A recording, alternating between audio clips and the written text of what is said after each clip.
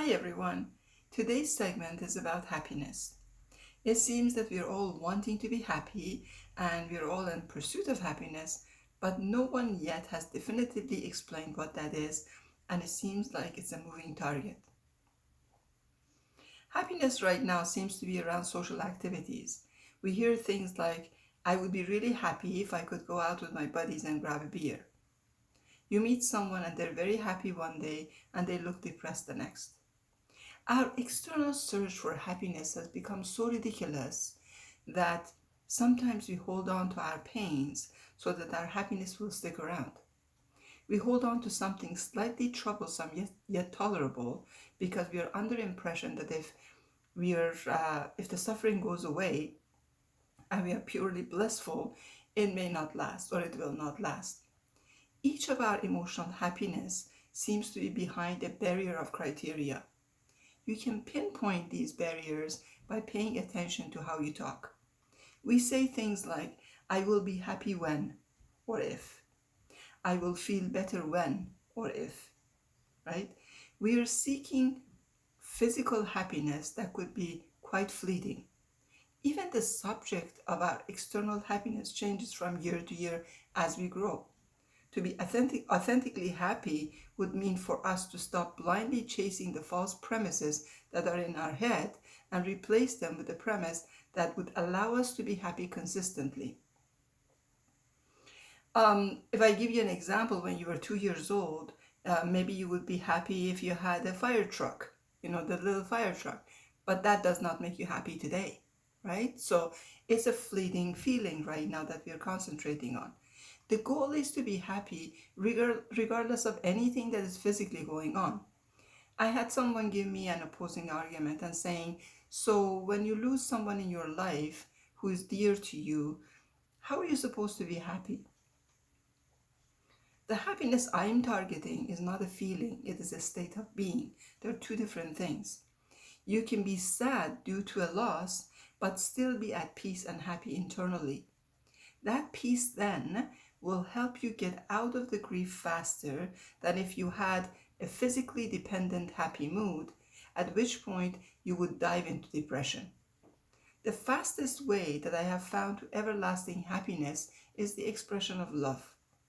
When you go to a psychiatrist or a psychologist, they prescribe acts such as get a meaningful job or something that's meaningful to you. Spend time with loved ones. Take time to savor the day.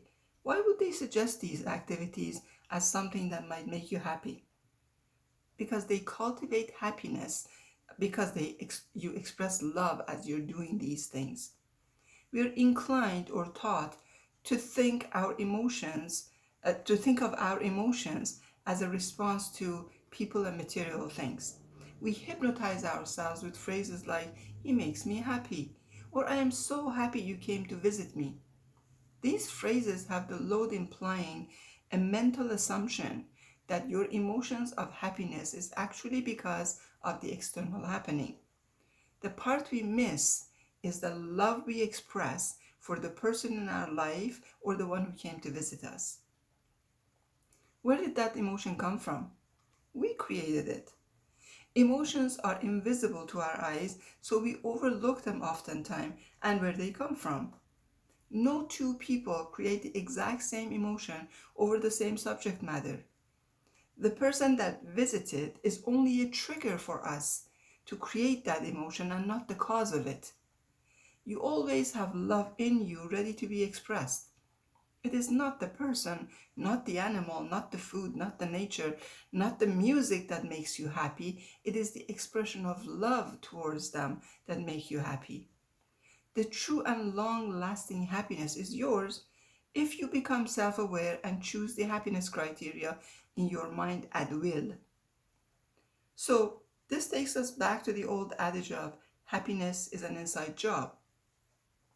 I think the reason we misunderstand this topic is often because of the blurred vision we have and not contemplating the difference between love as an emotion or a state of being, happiness as an emotion or a state of being, sadness as an emotion or a state of being.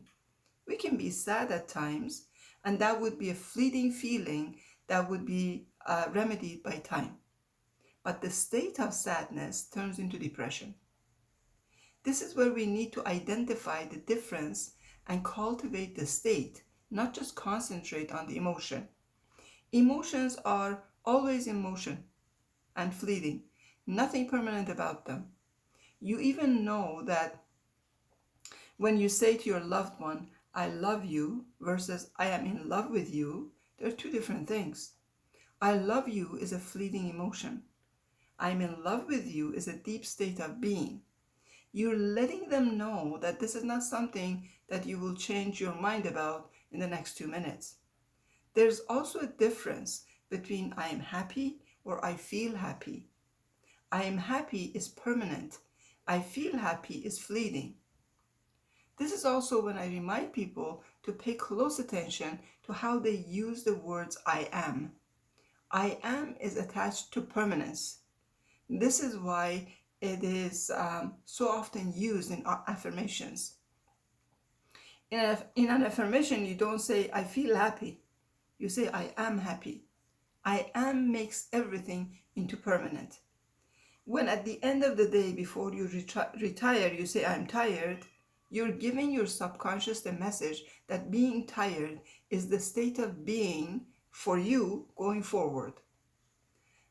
I feel tired, however, can be treated by resting. I am sick is permanent. I feel sick is curable. You get the point. To get something is to be that. To get to happiness is to be happy to begin with. Find that expression of love inside you towards anything and cultivate it. Add to it, fertilize it, prune it, shape it into a permanent state of being. All the tools that you need to be happy is already in you. You will soon find that the most joyful and happy moments of your life are moments when you're expressing your love, not when you're looking for it. I'll finish this segment as usual with Ho'oponopono. I'm sorry, please forgive me, I thank you, and I love you. I love you all. Be the light.